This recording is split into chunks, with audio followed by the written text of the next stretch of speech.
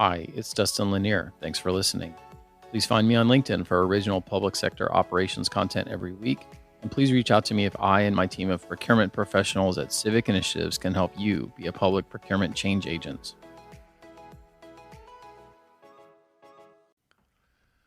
Well, everybody, thank you guys for joining in our inaugural event to try to use LinkedIn Live for what we used to do in Clubhouse. I did make a read-along deck for this presentation. So if you go to civicinitiatives.com/nextgen, then you'll see what TJ and I will be speaking from. TJ and I were both speaking at the Mesa conference about a month ago, and we basically gave two versions of the same speech and said we should put these together.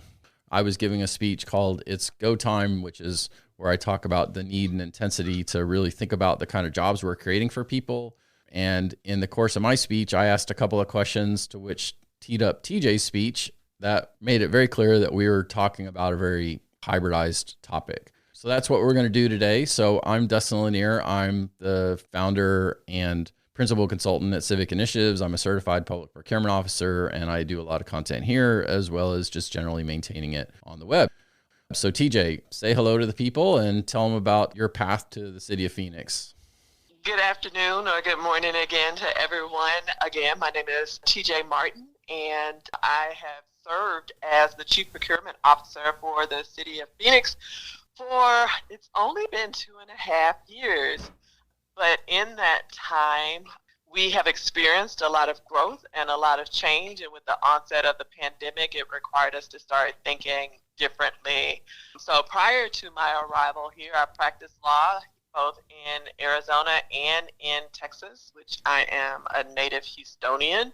And so I found myself back in Phoenix because we lived here previously, and we came back, the family came back, and I was working at the City of Phoneix for literally 60 days before the pandemic struck. And the City of Phoneix was as large a city as it is procurement. Like I imagine with many other municipalities or jurisdictions and the public realm, we were still operating in the kind of, I'm just going to call it old-fashioned way. You know, I was still signing contracts with pen and paper before the pandemic. We only went to an electronic signature once everyone went home. And so it just led us to start to conducting a SWOT analysis to see what we can do to improve procurement for the City of Phoneix. And one of the reoccurring themes was our inability to fill our positions. And so we just had to start thinking critically about how do we fill these positions with qualified candidates. And what I started learning was that, you know, there were no people with public procurement experience. So our job descriptions were requiring this, and no one was meeting the mandatory requirements. And so, you know, Yep. I connect with Dustin, and here we go. Yep. Well, great. And if you're wondering why you can't see TJ, it's because she was having technical difficulties getting into the LinkedIn thing. So she's on speakerphone and the show is going on. So TJ, what I did was I spliced basically the first couple of slides of your deck and then 4 or 5 slides of my deck and then the last couple slides of the conclusion of your deck. So we're talking about why it's so important to really think about who's going to be in procurement and how we build those competencies and then how we build a pathway to those competencies. So you started out your thing talking about a statement of issue, the issue at hand. So now I'm in the deck, and so why don't you take the mic for a little while? No problem. And as I just indicated, the issue was that there are thousands and thousands of dollars, well, millions of dollars being poured in municipalities, and if others are anything like the City of Phoneix, in order to operate, we require contracts and public procurement, and these things have to be competitively procured. And with the onset of the pandemic, there's just many of us have even fallen into public procurement. I did a survey, at the regional conference, Dustin, I don't know if you recall, but I had people to raise their hand and tell me, how many of you majored in, purchasing or public procurement, or is there anything? And I literally, out of maybe 50 people in the room, I think I had maybe 2 or 3 people, and I made sure to say, I'm not talking about logistics. I'm not talking about supply chain. I'm talking about purchasing. And what we've learned is that there is no degree that I'm aware of, although I did have one staff who had majored in buying, but that was in the late 80s. And so there just was no pathway to introduce people to this profession, yet we've got millions and millions of dollars being poured into municipalities requiring this service. And so we just come to learn that it was a critical need, and we don't have a pathway or a pool of qualified candidates who can step in to take on these responsibilities. And so that was the issue. So we had to sit down and start brainstorming, what do we do about it? Mm-hmm. And that's what led me to sitting down with our HR department and try to figure out some things that we could do to help us identify people who would be interested and good fits into this profession. Mm-hmm. Mm-hmm. Well, and I thought that you had an interesting statement, is that the certifications that most people get, the B's and the O's and the NIGP, CPP, they inherently want you to have prior experience. So while they may help to credential people who've already made a choice to be in procurement, there is a small blind spot as far as how we think about the folks who aren't yet in procurement. So I thought that was an interesting take. Yep, that's what I call the gap to certification, mm-hmm. because as you stated, many of those require that individuals have worked in this industry mm-hmm. Before being able to obtain the certification. And so that's what we've tried to do with some of the things that we've implemented. How do we get those individuals to be prepared for certification? And so we've had a blast in accomplishing those tasks. Great. So I'll pick up, and then we'll come back to some of the things that you're doing that are creative. So my speech on It's Go Time, I'm trying to say at a meta level, the kind of situations that you were just describing, that we are really aware of why it is so intense at this point to really think about these issues. So first, many people have heard the term the Great Resignation. It was heavy about a year ago. It still is around, although it's abated some with inflation and some of the changes in the job market. But this one graph that I have, the orange line is the job quits in 2021, and all of the blue and the dark blue lines are all of the 20 years before it. So if anybody said, did this really happen? The answer was it definitely did. And there's data that says that it's ongoing. That's a picture from a Burger King that said, we all quit, sorry for the inconvenience. So that was part of our experience in the COVID era. But the actual that came out of that era that was more refined and more true to cause was not the Great Resignation, but rather the Great Realignment. That while 40 million people quit their job last year, the share of unemployed Americans who quit and immediately began looking for new employment rose to 15.9%. That's job leavers as opposed to people who are just quitting to go search for themselves. That was the highest percentage of the unemployed reported since 1990. And the median period in which Americans stayed unemployed is 8.3 weeks, which again is the lowest level in 20 years. So people weren't just quitting, they were having a conversation with themselves as far as, is this the job that I want to have, and how does it map to both my life goals and my work identities? So there was a lot of motion that was happening in general at a meta level. While private sector had recovered around 90%, the public sector in that period only recovered 53%. So it was more acute in government.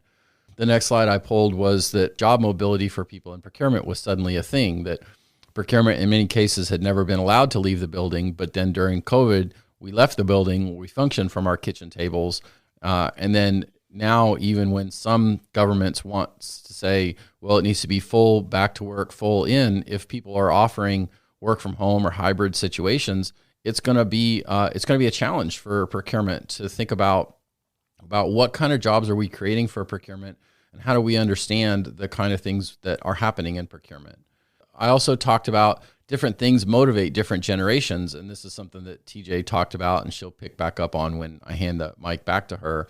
But it's really important to understand there's different motivations for how people think about work. So baby boomers are at the age that they're in. They're interested in job security and leaving legacy. They came from an era where there was a particular style and shape of work, and that's their expectations on what work is.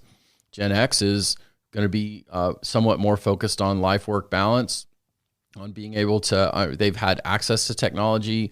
They were early in technology, and so they have more connection and understanding. Your Gen Ys and Gen Zs, who are, the next ones up, they grew up with technology. They grew up with iPads in their car seats. And so they're very interested in freedom and flexibility. They're digital natives. They have a very strong understanding of it. And then they came up in some of this era. So they're looking for experience sets. And what I said in the speech that I gave is, if the people on the left are making all the jobs for the people on the right, and the people on the left have a concept of what work is that is not embraced by the people on the right, then they won't necessarily seek to take those jobs. And for procurement, we have to really think about, what is it going to take to build a message about procurement that's going to attract this next generation. We don't just want to depend on the fall-ins, which, we all have those cliches about falling into procurement. We have to think about how we design work that's going to attract people, give them exposure, give them opportunities, and really grab onto them. So the last slide that was from my deck.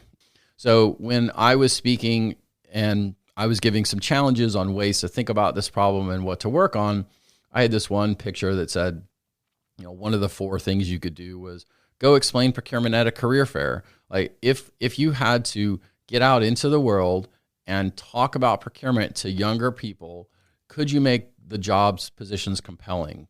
Could you give young people a job that sounds like it's a career and makes a difference? If you had to compete in the marketplace instead of waiting for an applicant, would it change your supply? I was at the NPI conference, and Maria Rue, I'm sure I'm mangling her name, I apologize. She had a very irreverent presentation on what she's doing, similar to this kind of conversation, to try to bring it up. They made a sign for their booth that was, "What the heck is procurement?" Like specifically trying to build some irreverent thing. And they said they got more people coming across saying, "Well, what the heck is procurement?" just by changing the language and thinking about how to communicate in a different level. So we need to get procurement on the list for some of these people as how we think about it. TJ, any thoughts on that last little segment? And then why don't you pick up and keep taking us forward? Absolutely. I think you hit the nail on the head.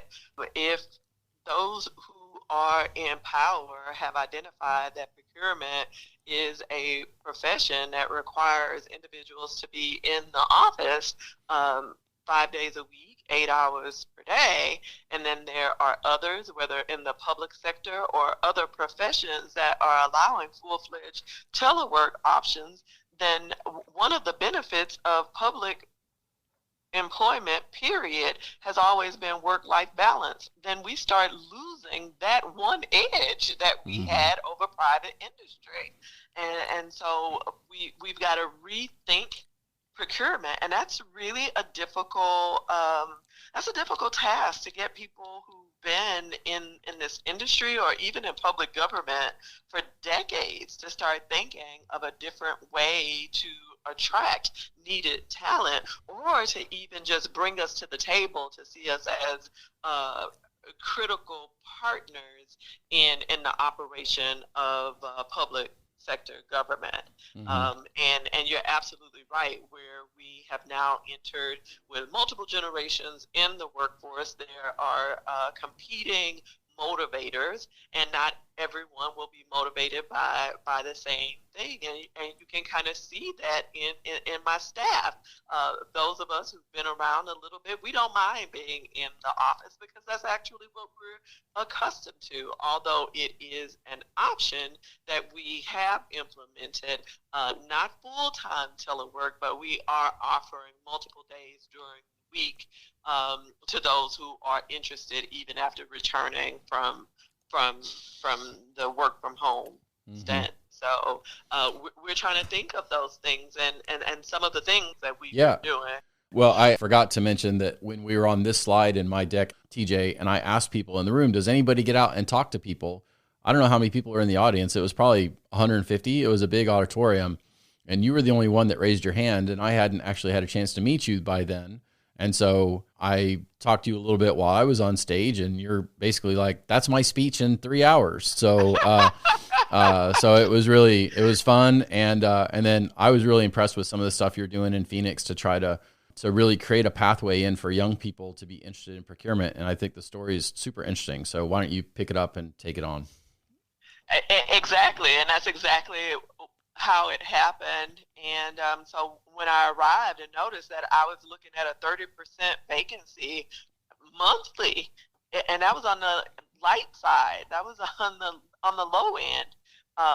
I was, what do I do? So I had an opportunity to meet one of the professors over at ASU, and so he started inviting me to speak at his class every semester and just kind of walk through what does it mean and what am I doing. We also implemented an internship program as a result of that, and we've had great success with interns staying on after graduation. I think I have 3 individuals who are now either senior buyers or procurement officers after having graduated from the university to stay on full time. And then I currently have an intern right now who is really excited about what he's learning. And he had been a finance major and confessed that he didn't know anything about procurement. He just applied for an internship in the finance department at the City of Phoneix, and he was assigned to our group, and he's been there since last summer and is loving it. And every semester I go back to HR to continue to add funds to his purchase order so we can keep him engaged and keep him interested. So in addition to talking to students at the university, we went to the temp agencies and we started identifying individuals and professionals who had similar skill sets that transition well to procurement, like paralegals and individuals who had gone to law school and for whatever reason had practiced. We were or people who were licensed in other countries and who'd come to the United States and had not completed the requirements to practice in a particular jurisdiction. I've got retired teachers who make for excellent procurement professionals. So we started trying to expand how we were looking at the skill set as opposed to the experience. So we transitioned that discussion. And so by being able to go to the temp agencies, I was able, I don't want to say circumvent anything because I hate when people try to circumvent the procurement rules, but I wasn't bound by those very dated job descriptions. So I was able to bring people on as a temp, and then they gained the experience. So when I then posted the job, they had more experience than anyone else, and it was logical that I was then able to bring them on full time. And so I've had great success in using that, but still, these things weren't enough. I would, and the City of Phoneix has a decentralized procurement process. So we have certain departments who are responsible for procuring their own goods and services. And no soon as I would get someone trained and ready to go, because from central procurement we support all 34 city departments, then I would get someone from one of the self-support, is what we call it, self-support departments to attract and just what I call pilfer one of our central procurement staff, because they would go from supporting the entire city to supporting, one of 5 or 6 departments. And so the workload looked quite different in a single department as it does for the City of Phoneix. So I started making noise to our HR department and said, what's going on? Central procurement needs to have a separate designation from the non-centralized departments, because otherwise I'm going to continue to lose people. So after months, and not without great battle and fight, we were able to have the central procurement designation categorized or classified at a higher level than the department individual. So that came with a pay increase and so greater benefits and things of that nature. So we also sat down, and in addition to that, because I had so much in cost savings as a result of the vacancies throughout the year, I was able to take that cost savings and make an argument that I needed to offer retention and sign-in bonuses. And so I was able to get my staff, even after they got a promotion, to a higher classification, from a contract specialist position to a finance central procurement officer position. They even got a $5,000 retention bonus. And that wasn't all. Sitting down with HR, we came up with and devised a plan to develop an apprentice program for public procurement. And I think this is going to be critical for all municipalities across the country, because as a member of the Arizona Capital Chapter at NIGP, I see localities of Mesa, Tempe, Glendale. Every day I receive notifications about available positions, procurement positions in these municipalities. So it's not limited to big city of Phoenix. My colleagues in smaller cities are seeing the exact same issue. So I'm now working with an HR specialist, and we'll be going to the Arizona Department of Economic Security, and we developed an apprentice, a 3-year apprentice program that I hope will roll out after the first of the year, where individuals with no experience will be able to come on, and as long as they commit to the 3 years, at the end of the 3 years, they can obtain a certification, and they will gain on-the-job experience with pay starting at $60,000. And so this is hopefully going to be a game changer in the world of public procurement, not just for the city of Phoenix, but I'm sharing this here with you and your listeners, because if you're experiencing those same issues, then here is a surefire way for us to invest in and build that pipeline of future public procurement professionals. So we're really excited about it. The program will require that we've identified 2,000 hours of on-the-job training and education for each of the 3 years. After hitting certain milestones, those individuals will receive automatic pay increases. And at the end of the 3rd year, if they pass a certification, then they will get a significant bump and could be in excess of $70,000 in a matter of 3 years. So we're really excited about this program. I actually had a meeting about finalizing that application before we joined the call, Dustin. So I'm really excited about all these things. And so I'm encouraging people, seek out interns, partner with your local colleges or community colleges. I'm talking to Phoenix College now, which is part of the Maricopa County Community College system.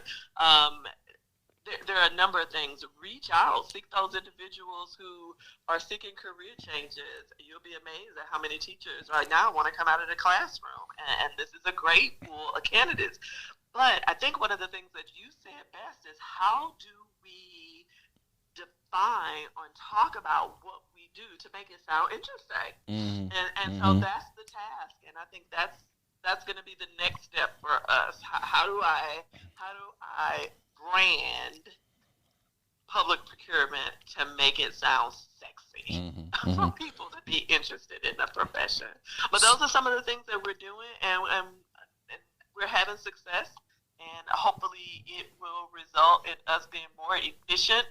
We're adding more technology into public procurement and working with other partners. I think Towel was going to be joining us from OpenGov.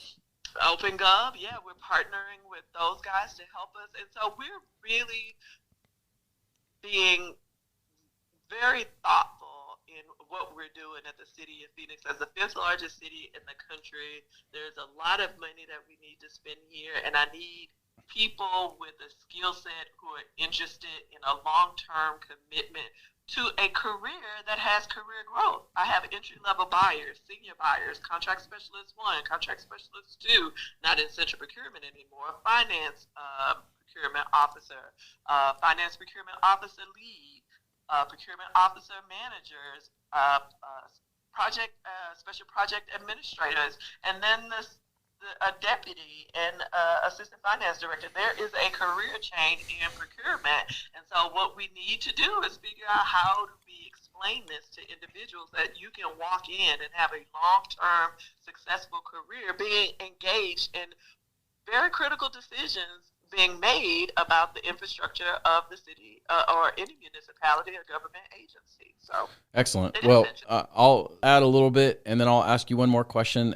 So when you talk about procurement in that professionalized zone, I mean, I had a speech for GFOA, I don't know, 3 or 4 months ago, wherein at one point in talking in front of several hundred finance officers, I was asked a question about procurement that was basically saying, could we do X without a procurement function? And my response was, well, procurement is a professionalized function that needs to be at the same level at the rest of these, because there are very specialized skill sets in truly doing complex RFPs and spend analysis. I'm not even speaking to just the raw grind of purchasing and requisition management, but there is a very large and fulfilling opportunity in procurement. And if the pathway to get people interested in that is to get them interested in core purchasing activities and then raise them, there's always somewhere else to go in procurement, in my opinion. In the Go Time speech, I quote from Jen Myers, where she was telling a story about how she became locked into procurement because she saw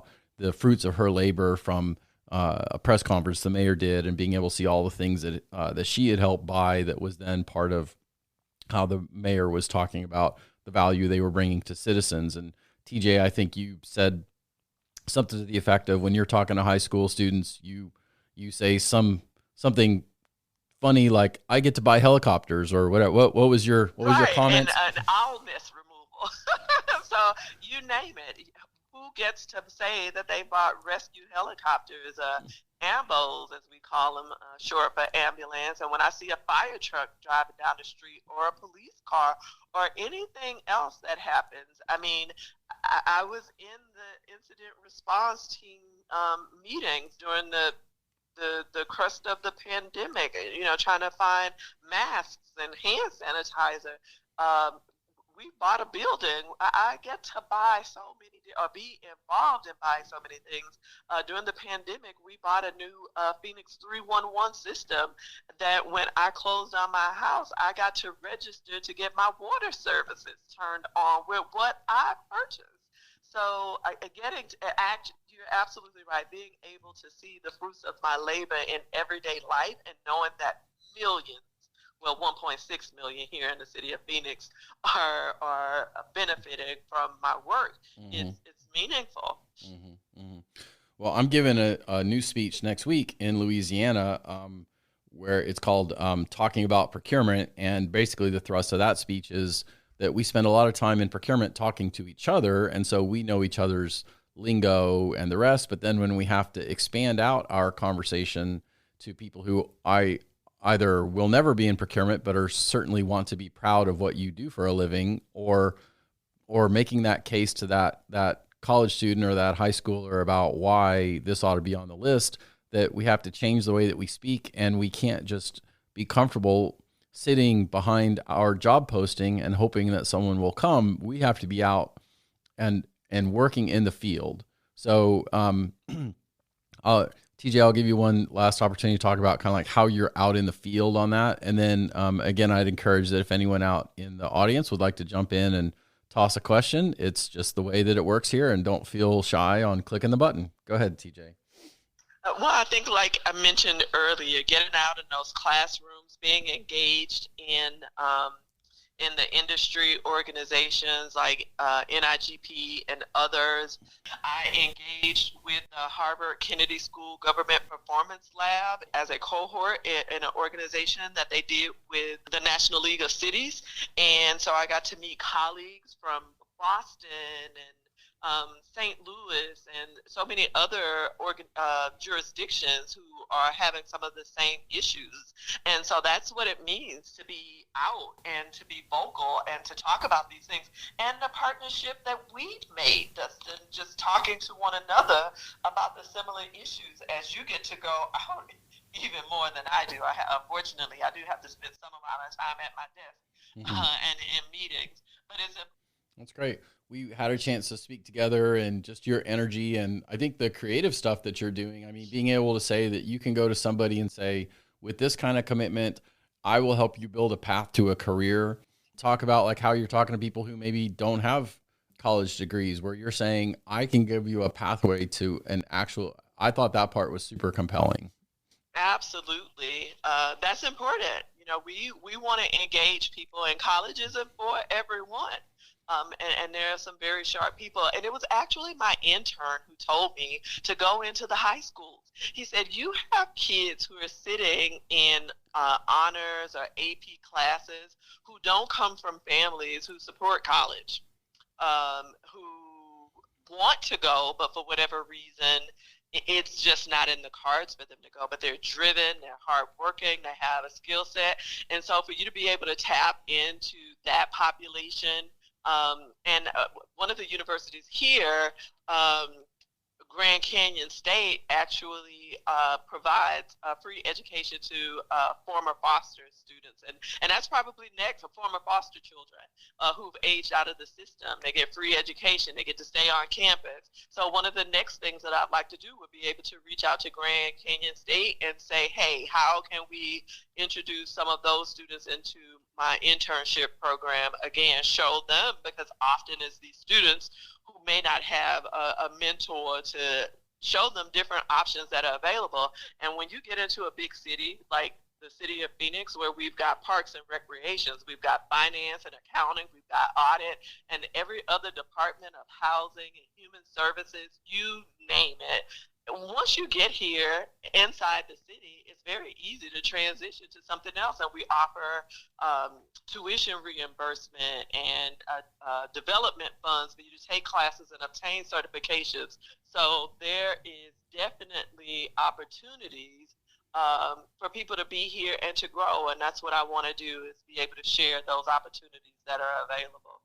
Well, great. Well, I really enjoyed your energy, and I definitely wanted to share a platform with you. I think you have a lot of great knowledge and some interesting ideas in there. TJ, you're going to have to talk to your IT folks about getting access to things. I mean, you can't get access to Google Drives. You can't get access to LinkedIn.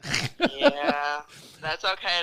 You know, I can't be mad at them for trying to keep everything safe and secure. That's true. I appreciate your ability to be agile and transition accordingly to accommodate me. So thank you so much. Yes, the show went on, and it was great, and I really appreciate it. Thanks, everybody. Have a good rest of your day.